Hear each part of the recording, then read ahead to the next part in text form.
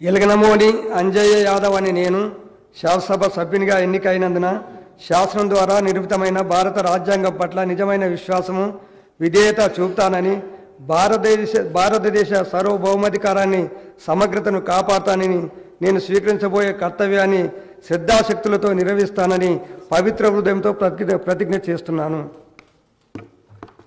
తెలంగాణ శాసనసభ సభ్యుడనైన ఎలగనమోని అంజయ్య యాదవ్ అని నేను సభా నియమాలకు కట్టుబడి ఉంటానని, వాటిని అనుసరిస్తానని, సభా మర్యాదలను పాటిస్తానని, సంప్రదాయాలను గౌరవిస్తానని పవిత్ర హృదయంతో ప్రతిజ్ఞ చేస్తున్నాను.